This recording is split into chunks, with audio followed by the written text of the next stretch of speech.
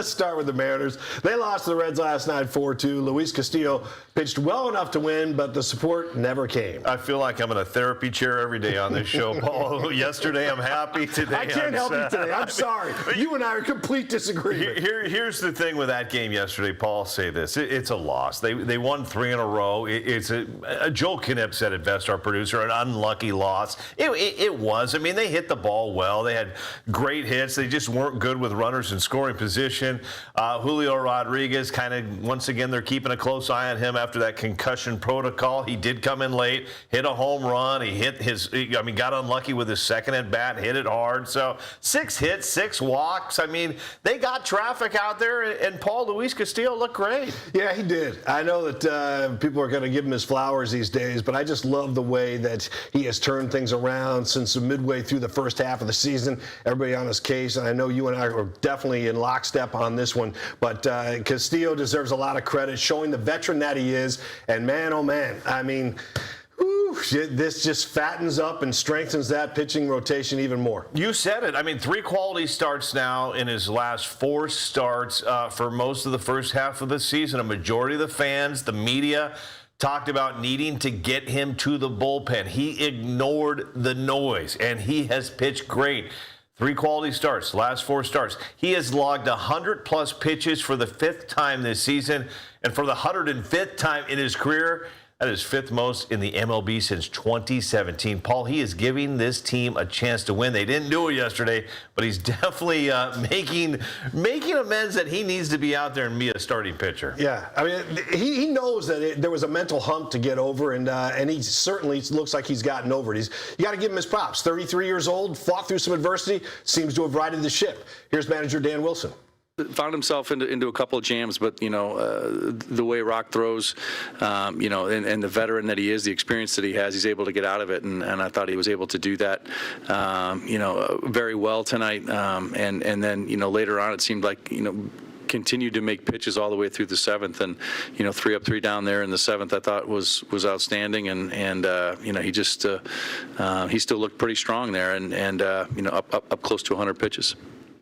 Well, as you talked about, Chris, Mariners left 10 runners on base last night, so the Reds worked their way in and out of trouble throughout the game. The M's, as you said, had 6 walks. They hit the ball hard, but the Reds played some tough defense. You got to give them props, because the first game of this series, garbage. Yeah. Second game, Gino Suarez made a tremendous play at third base and barely got the runner, but got it done for sure. Yeah, we saw that gold glove of Gino Suarez in work in Game 2 of this series. Gino obviously also going to work with the bat in Game 2 of this series with a home run. So I know a lot of the Mariners fans happy to have Gino back. He goes deep, shows us a little sign of that. Positive signs with this loss, Paul, would be Josh Naylor coming through with 3 hits. Julio Rodriguez, like I said, hitting the ball hard. These are 2 guys we talked about on this Monday show, along with Cal Raleigh, that need to step up in this second half of the season. We saw a little bit of a sign from Josh Naylor.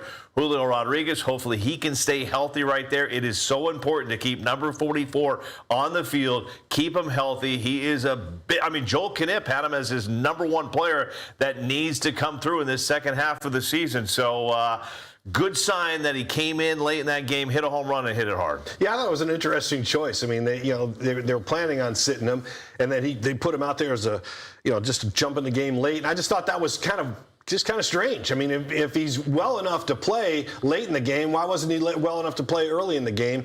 But again, I don't know. Are they being extra careful with this guy? I mean, they could be, but let's also look at it. I don't think it was the ball that hit the leg, and I'm just 100% speculating right here. I think you have to be very careful with concussions. Everybody is different with how they react to concussions. He was cleared and went through concussion protocol, but we don't know if something was going on, after that Monday game, so they're being extra safe with him, and I'm okay with that right now, Paul. The amount of injuries this team has gone through this season, keep these guys safe, keep them healthy, put bubble wrap around them.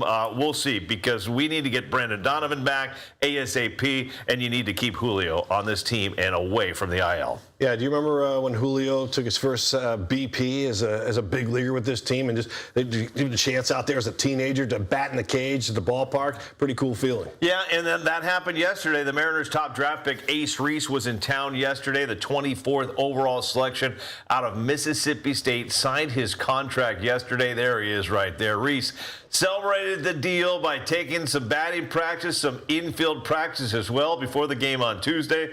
The third baseman hit .336 with 24 home runs and 74 RBI in his final collegiate season. Great work over there at the hot corner. Reese also took part in his first ever Seattle press conference yesterday.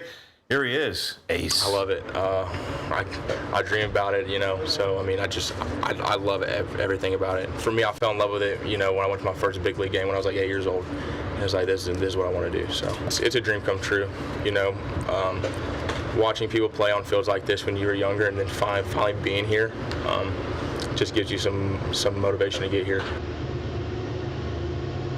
Reese is already the Mariners' number 5 prospect, according to Baseball America. Check out Ryan Sloan. He is the new number 1 prospect in the M's organization. There they are. Followed by Cade Anderson. We've been talking about Sloan and Anderson basically back and forth throughout this season. And, of course, Las Montez, the guy with all the power. I will say, Paul, I like the list right there. And Cade Anderson, Sloan, they deserve to be 1-2. I'm a little wondering where Michael Arroyo is, because he is hitting the heck out of the ball right now. With the Joel Knipp telling me he's number 8 on the list. That needs to be higher if I'm doing the rankings right here, because I've been watching what he's doing with Tacoma right now, and he's going to be fun. Yeah, he's killing it, man. He could also be trade bait, Paul, and maybe we'll talk about that in Dusty's deep dive a little bit later on. But you're right. I mean, it's interesting that Reese is 5 and Arroyo is 8. Reese hasn't played any professional baseball yet, so it'll be interesting to see where Arroyo winds up, and hopefully they can keep this guy on this franchise, because I like the way he's playing right now. He's got a lot of promise, but where do you put him? That's the big question.